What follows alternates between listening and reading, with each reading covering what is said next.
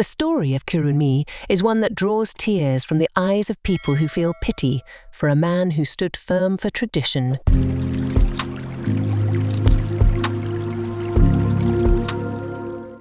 There was a time in the history of Yoruba when the heir to the throne was killed whenever the king died. This tradition came about because it was discovered that a lot of princes killed their fathers so they could ascend the throne and become kings instead.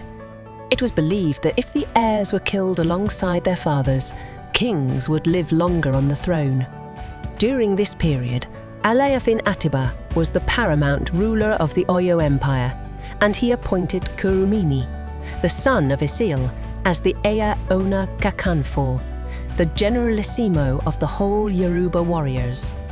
As it was with tradition, a king and an Aare-Ona-Kakanfo cannot stay in the same town because they wield similar powers, so Kurunmi was assigned to Ijaye, where he was given the power to lord over.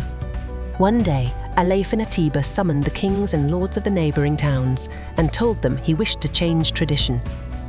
Present at the meeting were kings like the Timi of Ede, Balogun Ibikunle of Ibadan, and Kurunmi himself.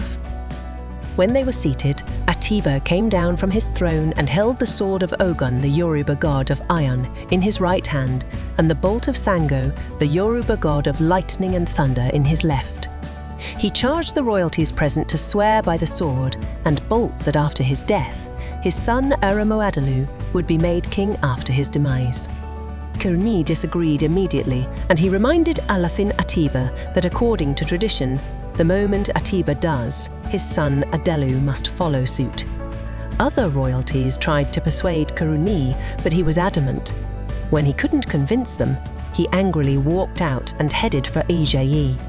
The other kings and chiefs went home to their people to inform them of the latest developments. When Balogun Ibikunle of Ibadan told his chiefs the news, one of the chiefs, Balogun Ibikunle, took the matter up and suggested they wage war against Kurunmi. Kurunmi had once captured a Gungola who had a secret affair with his wife. He captured him, tied him to a stake like a goat, and fed him ashes as food. As a form of revenge, Ogunmola proposed war against Kurunmi. Alaafin Atiba sent emissaries to Kurunmi to change his mind, but he remained adamant, and when Alaafin Atiba saw that he would not change his mind, he sent 2 calabash bowls to Kurunmi. One of the calabashes contained an effigy of a pair of twins Oroba, symbol of peace, while the other calabash contained gunpowder Koroba, symbol of war. Kurunmi immediately chose war and sent the emissaries back to Atiba. Immediately, Kurunmi summoned his chief warrior Balogun Ibikunle and told him to prepare for war. As part of the preparations for war, Kurunmi consulted the oracle, and the oracle warned him not to go to war with Ibadan because he would lose the war. Kurunmi would not have any of it, and he pestered the oracle to tell him how to win the war. The oracle then told Kurunmi that in order for him not to lose the war, he must not cross the river Ouse, which was the boundary between Ijaye and Ibadan. Kurunmi agreed and went ahead to plan for the war against Ibadan.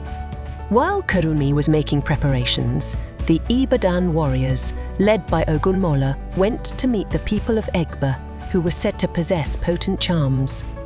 The Egba people then prepared a potent charm called Eda charm that causes someone or a group of people to ignore warnings or dare something that will harm them. The Ede set out to the river so that the Ijaye warriors would be tempted to cross the river. When the war came, Kurunmi sent his 5 sons to war to fight the Ibadan people. During the face-off, Ijaye warriors soundly defeated the Ibadan warriors, and the remaining Ibadan warriors fled back, crossing the river Ouse.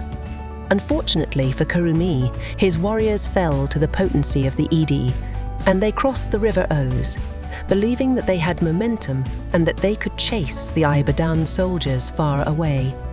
Immediately, they crossed the river.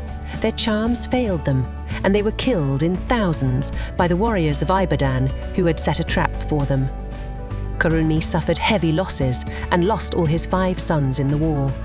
Balogun Ibikunle mocked him and sent a message to him that he was coming for his head.